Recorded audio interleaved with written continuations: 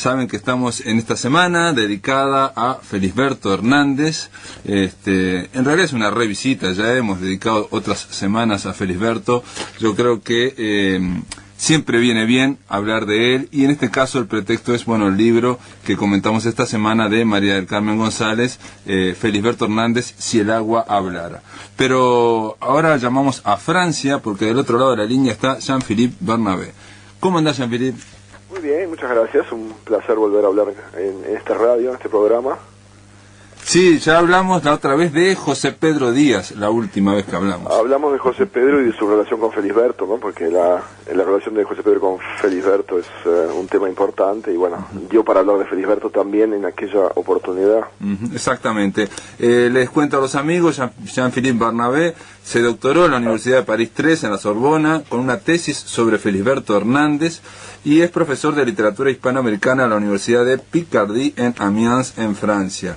Ha impartido numerosos cursos y Jean-Philippe tiene esa doble vía, es franco-uruguayo o uruguayo-francés, un uruguayo que vive allá y que tiene muchos vínculos con Francia. ¿Cómo fue, Jean-Philippe, tu primer contacto con Felisberto? ¿Cómo te enganchaste con Felisberto?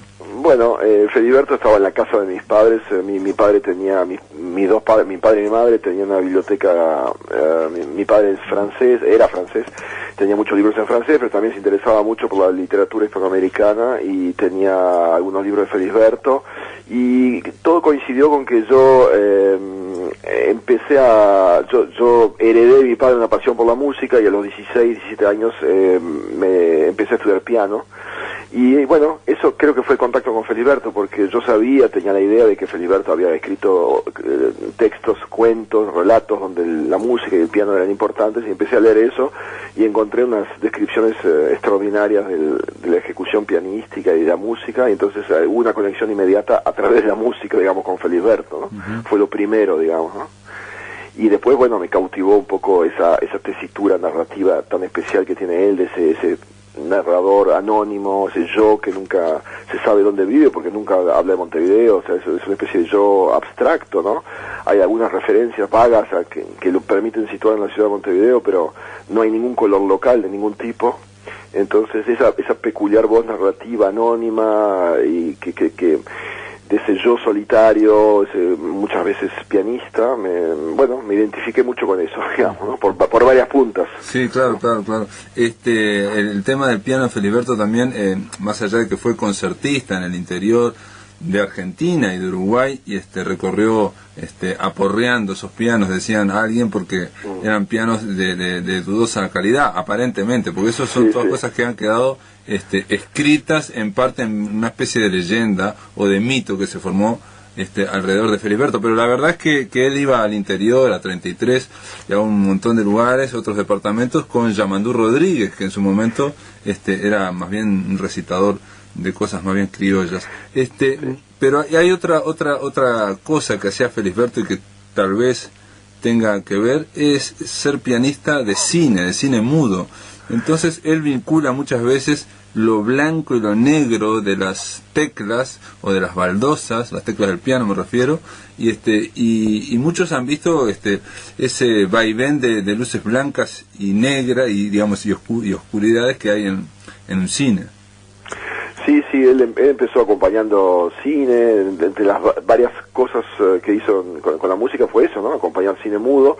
Y tú hablabas de las giras, quiero agregar también que él hizo muchas giras por el interior de la provincia de Buenos Aires, ¿no? En los años 30, en la segunda mitad de los años 30, él hizo muchas giras por pueblitos como Chivilcoy, Peguajó, Bolívar, en hoteles de mala muerte, y eso también, igual que la gira que hizo por el interior uruguayo, le suministró materia para muchos cuentos, ¿no? Acá tal vez es interesante contar que él pasó por Chivilcoy en los años 37-38, cuando Julio Cortázar era profesor de un colegio en Chivilcoy, y en ese momento no se conocieron, no se encontraron, pero muchos años después Cortázar descubrió a Felisberto, y en el Cortázar le escribió un prólogo a obras de Felisberto post-mortem, ¿no? Después de su fallecimiento, en el que dice, mirá, Felisberto, pues lo tutea, el prólogo está escrito bajo forma de una carta abierta, y lo tutea y le dice, es increíble que yo vivía en Chivilcoy cuando tú pasaste por ahí, yo no te conocí, en fin.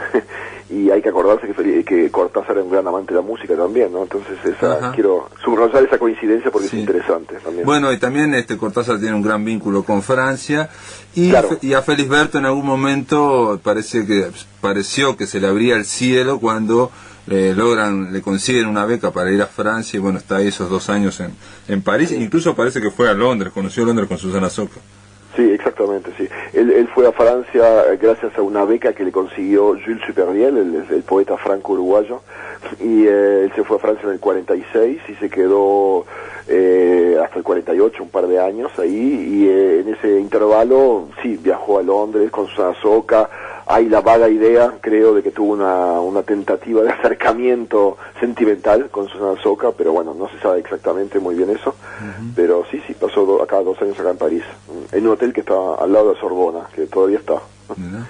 Y en tu caso, te pregunté cómo fue tu llegada, digamos, con Felisberto, pero elegirlo como tema para una tesis doctoral me parece que es algo... es un riesgo, digamos, es una apuesta, un desafío muy importante. ¿Y de qué se trató tu tesis? Que veo que está por hacerse un libro.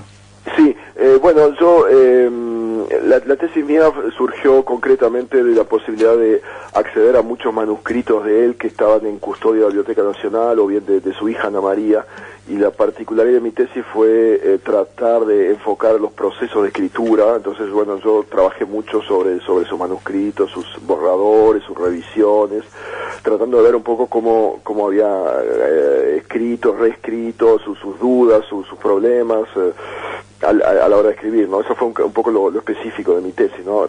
Poder apoyarme sobre ese material. No me interesaba tanto hacer una tesis más de tipo interpretativo sobre Felisberto, sino más bien hacer algo que en ese momento, hablo de hace unos 15 años más o menos, casi nadie había hecho, que era un análisis exhaustivo de esos manuscritos y los procesos de composición literaria, ¿no? Vos publicaste un artículo, La invención de una fórmula, el yo novelesco de Felisberto Hernández, en la última revista de la Biblioteca Nacional, que está muy interesante, y ahí extraes varios fragmentos de cartas, y hay una que a mí me llamó mucho la atención, y que decís de esa carta: es la única carta publicada en Cuadernos de Marcha en el 97, entre todas las de este archivo fundamental, lamentablemente aún inaccesible. ¿Qué quiere decir eso? No, quiere decir que Felisberto Felisberto se casó varias veces, ¿no? Tuvo varias esposas. Una de ellas fue la pintora uruguaya Amalia Nieto, que falleció hace pocos años, ¿no? Y en los años 30, entonces estuvo casado con Amalia Nieto, y con ella tuvo a su segunda hija. Felisberto tuvo 2 hijas, una con su primera esposa, María Isabel Guerra, que vive, que yo sepa por lo menos, vive todavía en México, y la segunda, que vive en Montevideo, Ana María Hernández, ¿no? Y de Elena, se casó con la señora Elena. Y bueno, su madre, la madre de Ana María, era Amalia Nieto, y Felisberto entonces le escribió varias cartas a Amalia Nieto durante sus giras, estas giras de las que hablábamos antes, sus giras pianísticas por el interior del Uruguay y por la Argentina. Y esas cartas son un material extraordinario que todavía no ha sido publicado, que está actualmente en poder de la Biblioteca Nacional, y que bueno, tal vez espero consiga alguna vez una edición, porque se han publicado varios conjuntos de cartas de Felisberto, por ejemplo las cartas a Paulina Medeiros, pero yo puedo asegurar que este conjunto Amalia Nieto es extraordinario, ¿no? Porque contiene varios pasajes que casi son como pequeños cuentos de una gracia, de una ternura, de una tristeza al mismo tiempo extraordinaria, ¿no? Digo tristeza porque esas giras eran muchas veces frustrantes y solitarias, y así que bueno, ese conjunto de cartas es excepcional, verdaderamente. Pero Jean-Philippe, a ver si te entiendo, vos pudiste leerlas, pero decís que todavía no se han publicado. No, yo pude leerlas en casa de Amalia Nieto cuando preparaba mi tesis, pero las pude leer en diagonal, digamos, a toda velocidad, no pude, pero lo poco que pude leer me resultó extremadamente interesante. Y la Biblioteca Nacional actualmente tiene en depósito una copia de esas cartas que tenía José Pedro Díaz, ahí nos vinculamos con el tema que habíamos hablado la última vez aquí. Y la copia que tiene José Pedro Díaz, a la muerte de José Pedro Díaz, a la muerte de Amanda, sí, su esposa, fueron a parar a la Biblioteca Nacional. O sea que la Biblioteca Nacional tiene actualmente en su poder una copia de estas cartas y espero que las puedan publicar, ¿no? Claro, claro. La carta que vos tratás en este fragmento, en este artículo, La invención de una fórmula, el yo novelesco de Felisberto Hernández, a mí me llamó la atención y voy a leer solamente un fragmento, donde Felisberto le escribe a Amalia Nieto, le dice: entonces me dedicaré a leer las novelas modernas que pueda conseguir y a estudiar formas, estructuras y el mundo de misteriosas y extrañas relaciones, no causas, en el arte. No temas que deje la novela, al contrario, tomado de nuevo lo mío, voy a pelear por eso mío, empezaré como un adolescente en esa forma del arte. A mí lo que me llamó la atención, la carta es más extensa, el fragmento es más extenso, me llamó la atención el mundo de las misteriosas y extrañas relaciones que no causas en el arte, porque me pareció, y en otros fragmentos también, de alguien que tiene un pensamiento muy definido y muy sutil del arte, de la literatura, porque siempre una de las cosas que se dice una y otra vez sobre Felisberto era que su personalidad no lo ayudaba como escritor, o sea, era aparentemente alguien sin mucho carácter y bueno, tendiente al chiste fácil, a hablar, a llenar de chistes malos la conversación, en fin, una serie de cosas que su personalidad no ayudaba. Pero en estas cartas íntimas se ve a alguien que tiene las ideas claras. Sí, pero yo lo que leo de esa carta que tú citaste, es una carta del año 39-40, que es el momento exacto en que él decide abandonar un poco su piano, su ambición de concertista, porque a decir verdad no le fue muy bien y se da cuenta que no va a llegar a gran cosa por ese camino, más que a dar pequeños conciertos en pequeñas salas de pequeños pueblos de provincia, ya sea en la Argentina o en Uruguay, y entonces ahí decide volcarse un poco a la literatura, y cuando dice lo que tú citabas, de estudiar las novelas o leer novelas, hay que acordarse que Felisberto era un hombre que tenía muy poca educación formal, era un hombre que apenas había completado la escuela primaria, un hombre que tenía de un medio social extremadamente modesto, ¿no? Y no era verdaderamente un intelectual ni un literato en el sentido tradicional de la palabra, habitual de la palabra. Entonces cuando él dice eso de estudiar, creo que verdaderamente quiere, hay un deseo, un afán y al mismo tiempo una modestia, ¿no? Una humildad frente a un medio que todavía a él le resulta un poco, no digo exterior o extraño, pero un poco desconocido, ¿no? Él, cuando él empieza a escribir en el año 40 no tiene una gran cultura literaria, digamos, ¿no? Y eso le da en realidad mucho más valor a ese hallazgo, a esa invención de una fórmula, como yo puse en el título, ¿no? Porque tal vez te explico un poco lo que quiere decir ese título. No, te voy a preguntar después de la pausa, por eso. Bueno, te voy a muy bien. Un poco, si te parece, vamos a la pausa y ahí te conversamos sobre, digamos, el cerno, el nudo de este yo novelesco de Felisberto Hernández. Continuamos después de la pausa con Jean-Philippe Barnabé. La noche se llena de radio. Se llena de radio. Antunes, Martel, Romano, Cardoso, Miliónico. Desde las 21 hasta el final del día, Visión Nocturna. En Uruguay, somos la noche. Somos la noche.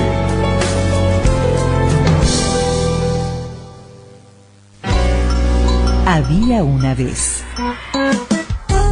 Este viernes, en su columna El Mangrullo, la crítica Raquel Barte analizará la obra Pequeña Fábula de Franz Kafka, transformada en libro-álbum con la labor creativa de Enrique Martínez. El escritor Ignacio Martínez nos hablará de su novela El Hotel de los Miedos. Luego del Día Internacional de la Mujer, hablaremos de la construcción de lo femenino y lo masculino en la literatura infantil. Había una vez, los viernes de 20 a 21 horas, con la conducción de Dinora López Soler. Somos Radio Uruguay, 1050 AM, Montevideo, Uruguay, y sus repetidoras 103.9 FM Colonia, 100.1 FM en Bella Unión, 104.3 FM en Salto y 98.7 FM en Artigas. Emisoras de Radiodifusión Nacional, Sodre.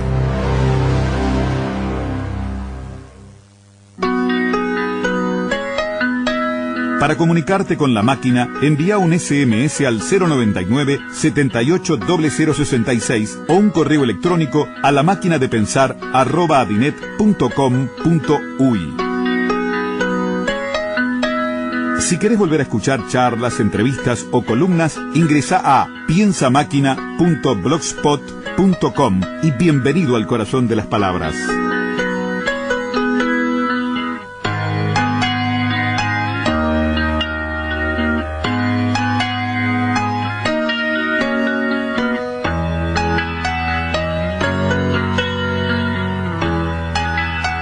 Amigos, seguimos aquí en la máquina de pensar. Estoy conversando estamos llamando a Francia, París, para hablar con Jean-Philippe Barnabé. Estábamos conversando sobre Felisberto Hernández y bueno, quedó pendiente la idea que desarrolla Jean-Philippe, que desarrollás acá en este artículo, la invención de una fórmula, el yo novelesco de Felisberto Hernández, el tema del yo, de la primera persona, que aparentemente parece muy fluida cuando uno lee a Felisberto, pero es algo complejo. ¿Qué es esto del yo novelesco de Felisberto Hernández?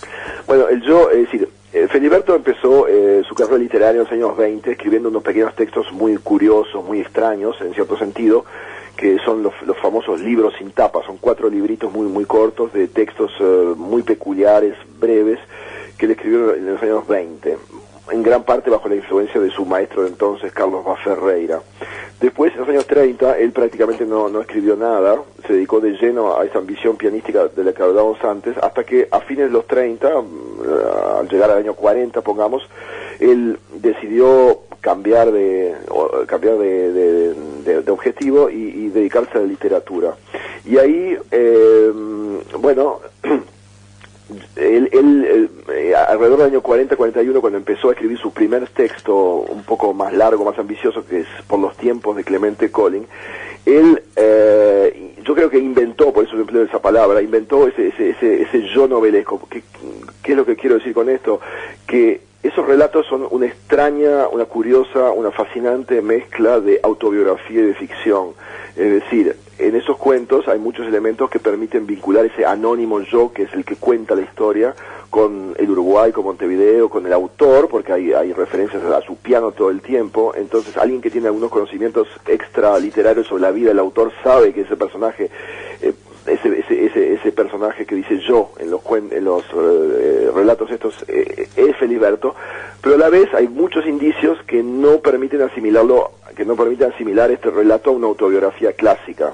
Hay episodios que seguramente están un poco deformados, y en fin, hay varios indicios ficcionales, digamos. Entonces, ese yo novelesco es una especie de curiosa mezcla de autobiografía y de ficción, y yo creo que en esto Felisberto en el siglo XX fue un poco un pionero, porque hoy en día se escriben, desde hace unos 20 años está muy de moda, casi diría, ese género que se llama la autoficción, en que alguien habla de su vida, pero al mismo tiempo ficcionalizándola un poco. Entonces es una especie de híbrido entre lo autobiográfico, lo factual, lo comprobable, y lo inventado, lo imaginario. Y en esto, esa es un poco la particularidad de esos 3 relatos largos que Felisberto escribió en los años 40, Por los tiempos de Clemente Collin, El caballo perdido después, y el tercero que no llegó a publicar, Tierra en la memoria, ¿no? Y los 3 están centrados en torno a este yo anónimo, curioso, que es y no es Felisberto. Pues yo me acuerdo que, por ejemplo, Por los tiempos de Clemente Collin, él cuenta una anécdota de cuando era chico, con 6 años, lo mandan a comprar 1 litro de vino, y sí. Entonces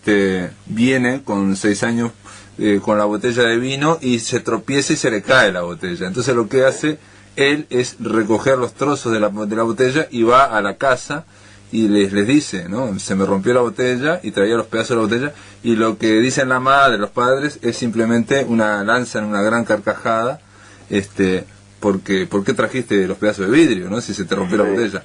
Y él dice que eso ocurrió en la calle Gil. Entonces yo vivo relativamente cerca ahí de la calle Gil, y para mí es muy presente, que es el Prado, ¿no? Sí, claro, claro. Y al principio de Colin habla de la avenida Joaquín Suárez, y hay varios elementos, pero eso en el primer texto, por tiempo de Clemente Colin. Pero de la calle de Emancipación habla también Suárez, el tranvía va por la calle de Suárez. Sí, claro, pero quiero observar que en ningún momento está escrito el nombre Montevideo, y menos aún Uruguay, y que por otra parte este yo carece completamente de nombre, es un yo anónimo. Sí.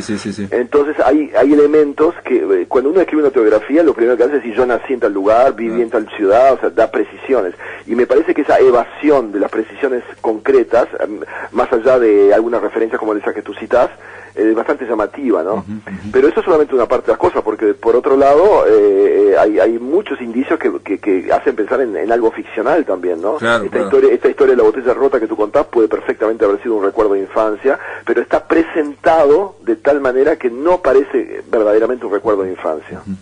Sí, también las clases con Celina, la profesora Celina, obviamente él iba a clases, iba con su abuela, tenía una profesora llamada Celina Moulier, pero no tiene por qué haber sido todo así, digamos, y eso está claro, que hay una evocación y hay una recreación. Él mismo se plantea eso, lo brillante. Sí, además en El caballo perdido, esto de Celina Moulier, la clase de piano es solamente el principio, pero muy pronto, después de unas páginas, el texto deriva hacia una especie de cosa tremendamente poética, que no tiene nada que ver con la autobiografía, que es una especie de magnífico relato poético, alegórico, que ya verdaderamente no tiene, repito, que no tiene nada que ver con la autobiografía, ¿no? No, pero aparte cuando en la evocación, y por eso yo hablaba un poco también de cuando era niño y pasó eso a los 6 años, en ese es lo que hace Felisberto es, por un lado, evocar y contar lo que acabo de contar yo, por ejemplo, con Mejor Dicho, obviamente, y pero por otro lado se pone a examinar cómo está recordando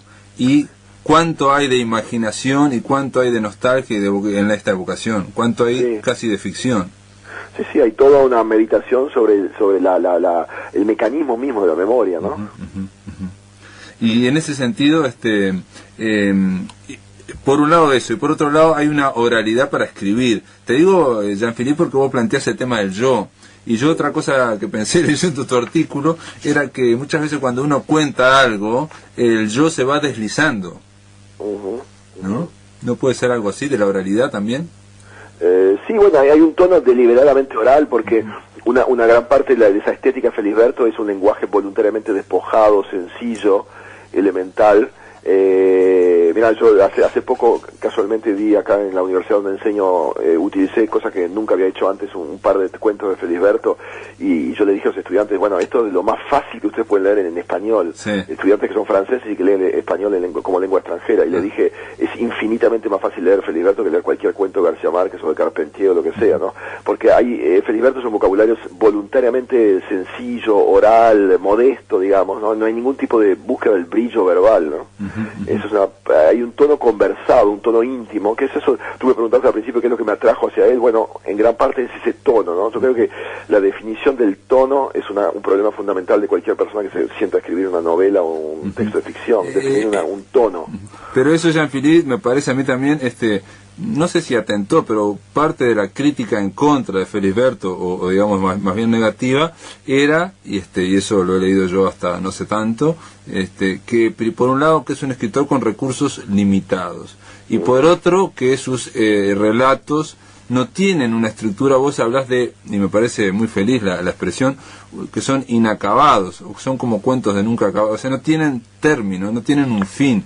Sí, porque él perseguía otros fines, él no perseguía la forma cerrada, redondeada, orgánica, progresiva, sino que perseguía justamente dejar contornos indecisos, finales abiertos, porque lo que le interesaba más que nada la dimensión poética de las cosas. Entonces no tiene nada que ver con un cuentista como Horacio Quiroga, por ejemplo, ¿no? Claro. Absolutamente nada que ver. Aquí los finales son muchas veces, como yo casi diría, decepcionantes. Por ejemplo, si uno piensa en ese cuento Nadie encendía las lámparas, el primer cuento del libro que se titula así, Nadie encendía las lámparas, es un cuento en el que rigurosamente no sucede nada, absolutamente nada. Y como el título lo dice, de algún modo, nadie encendía las lámparas. Es un enunciado que tiene que ver con la ausencia, con lo que no pasa, ¿no? Y bueno, en ese sentido, él perseguía otra cosa. Y bueno, eso se acepta o no se acepta. Hay gente que no lo aceptó. Por ejemplo, tuvo como gran enemigo a Emir Rodríguez Monegal, Rodríguez Monegal nunca le gustó a Feliberto, escribió furibundos artículos contra él, ¿no? Pero bueno, eso no importa mucho, lo que importa es el tiempo pone todo en su sitio y Feliberto sigue absolutamente vivo e interesando a mucha gente, ¿no? También se trataba de alguien sumamente original, le digo un escritor sumamente original, que no se parecía a nadie, decía Ítalo Calvino, pero cuando yo digo que no tenía fin, y por eso me parece que está muy bien tu visión de que es inacabado, o sea que no tiene fin en cuanto a que no termina, y que no tiene fin en cuanto a que no hay un objetivo final, una moraleja, un deslumbramiento final o un desenlace inesperado. Todos nosotros, porque estamos en Occidente, tenemos esa estructura, creo yo, de planteo, nudo y desenlace. Eso viene desde hace... No hay que ser Horacio Quiroga, lo tenemos para todo, lo aplicamos. En el caso de Feliberto parece como que él ensanchara algunas de estas partes y se comiera otras, y un relato, por ejemplo, la pelota, que es acerca de una pelota de trapo con un niño, yo lo leí la primera vez y me desilusionó porque como que no tiene prácticamente un fin. Después me pareció brillante porque muestra el tiempo según los niños, y los niños son, por un lado, se divierten mucho con una pelota y de repente están media hora a la hora de la siesta que no pueden jugar la pelota, y eso es aburridísimo y se ensancha muchísimo. Si uno busca una historia llamativa y un final contundente o inesperado, eso no está en Feliberto nunca, pero voluntariamente no está, Sí, y por otro lado, lo inacabado, y eso tiene que ver no solo porque le falta el fin, como que no concluye, sino también que parece inacabada la forma que está escrito. Parece siempre que fuera muy espontáneo. Aparentemente todo el mundo dice que no, que él corregía mucho, pero parece inacabado en cuanto que da la impresión a veces que podían ser borradores o textos que podrían mejorarse. Sí, yo el tema de mi tesis fue justamente esa noción de inacabamiento, de inconclusión, que yo sostengo en mi tesis, que es una estética voluntaria, ¿no? Es la estética que consiste en dejar los finales abiertos, los límites imprecisos, de no redondear nada, de no finalizar nada, en todos los sentidos de la palabra finalizar. Pero yo creo que eso realmente no es una carencia, sino es al contrario una estética deliberada que tiene que ver con lo poético, con lo abierto, y que establece puentes entre los diferentes libros, ¿no? Por ejemplo, entre Colin, Caballo Perdido, Tierra de Memoria, casi parecerían tres pedazos de una misma obra, ¿no? Es como difícil o artificial cortarlos casi, ¿no? Claro. Sí, en ese sentido, digo, capaz que es una exageración lo mío, pero me hace acordar también a Kafka, El Proceso, por ejemplo, no se sabe en dónde van los capítulos, y de hecho han tenido distintos órdenes, pero igual leemos todos los capítulos porque sabemos que todo tiene que ver. Bueno, eso, mira, me alegra que digas eso, porque justamente en mi tesis yo le dedico muchas páginas a una serie de escritores que pueden haber sido como predecesores o precursores, como diría Borges, de Feliberto en ese sentido, y uno de ellos es justamente Kafka, ¿no? Kafka no publicó prácticamente nada en su vida. El Proceso es un libro inacabado, el orden mismo de los capítulos del Proceso no es discutible. O sea, es un escritor de la misma familia, digamos, un poco, ¿no? Y tiene con Kafka, yo creo que comparten otra cosa, que es que Kafka escribía con una prosa sencilla, común, breve, y dicha lo más sintético posible, sin tratar de, digamos, buscar hermosura, sino comunicar. Querían comunicar. Sí, mira, yo lo hablaba el otro día con un colega mío acá en la universidad, que es profesor de alemán, y me decía que el alemán de Kafka es de lo más sencillo que puede haber también, ¿no? Claro. Y otra cosa, no sé si te parece, pero de Felisberto también, es que él tiene esa cuestión, a veces me parece que sus relatos son como ectoplasmáticos, o sea, que van inflando, se van hacia a distintos lados, y es como si fuera la mirada de un niño, y un niño, nosotros, digo, si recordamos cuando somos niños, o si hemos tenido niños, no tienen atención mucho tiempo en algo, atienden con mucha fuerza, con mucha intensidad, pero después atienden otra cosa, va variando la atención. Sí, porque eso tiene que ver con este peculiar yo que él inventa, como digo, en los años 40, que es un yo, es un personaje, el narrador de todos sus textos, del 90% de los textos de Feliberto. Él escribió nada más que un par de textos, y para mí no son los más felices en tercera persona, pero todo lo demás de su obra está escrito en primera persona. Y siempre es ese yo anónimo, solitario, que se dedica a observar el mundo desde una posición así marginal y ingenua, sin relacionar mucho las cosas, como registrando de manera mecánica lo que pasa delante de sus ojos, ¿no? Y este peculiar yo es la marca original, absolutamente original de los relatos de Felisberto, ¿no? Y tiene mucho de niño, como decís tú, sí, efectivamente, da la impresión de ese sencillismo en la prosa tiene que ver con este yo deliberadamente como infantil o ingenuo espectador que no relaciona, no deduce, no piensa, ¿no? Bueno, también está la historia también del narrador que es titubeante, o sea, no estamos frente a un narrador claro que sabe a dónde va, como decía Horacio Quiroga, ¿no? No escriba las 3 primeras líneas y no sabes cuáles son las 3 últimas y el cuento tiene que ir como una flecha. Estamos con un narrador que es lo contrario, un narrador que aparentemente no sabe, no tiene idea, titubea, no sabe a dónde va. Sí, no, eso es justamente otra marca fábrica de Felisberto. Cuando uno lee un relato de Felisberto, parece que en cada momento él se puede dejar llevar a una digresión, perder la línea, exactamente lo contrario que lo que dice de Quiroga, como tú bien decís en el Decálogo, ¿no? Que no hay que evitar la digresión, hay que mantener una línea firme. Felisberto no mantiene nunca una línea firme, ¿no? Da la sensación de que hay como una sensación de improvisación en lo que él cuenta. Exacto, pero aparentemente, no sé, vos como especialista, los que han visto los manuscritos, hay una gran corrección, o sea, no está nada improvisado, pero parece que estuviera improvisado. No, claro, por eso decía antes que es una estética deliberada, porque no es una estética que procede de una carencia, de una incapacidad, sino que procede de una voluntad de parecer improvisado, y bueno, y eso es un gran arte, ¿eh? No es nada fácil. Sí, Jean-Philippe, un poco para ir terminando esta conversación, otra de las objeciones que yo he leído, porque obviamente este libro de María del Carmen González trae toda la crítica, ¿no? Y entonces uno puede ver las objeciones en su momento, que se le registraron o se le quisieron señalar a la obra de Felisberto, y una de ellas es el tema de la sensualidad o la sexualidad, el desafuero de la sensualidad, el desafuero de la sexualidad. Hablan de un poeta de la materia, pero que tenía lujuria de ver y que no se paraba ante más, o lujuria de tocar. Sí, claro, en las historias de Felisberto muchas veces ese yo anónimo, espectador, muchas veces posa su mirada, vamos a decir, sobre mujeres. Entonces el tema de la sexualidad nunca está explicitado, porque no era la época ni el momento ni la tesitura propia de Felisberto, pero es cierto que está como insinuado muchas veces, ¿no? Esa relación. Seguramente el texto donde más claramente está establecido eso, hay a un punto ya que llega a algo bastante particular, digamos, es las hortensias, ¿no?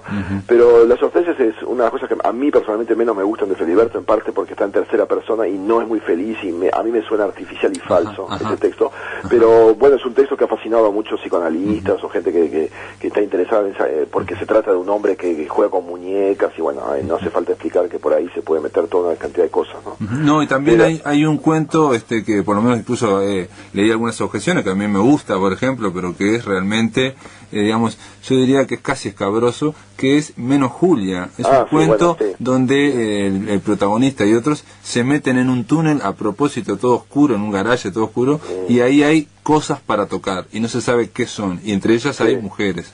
Sí, ese es el otro texto que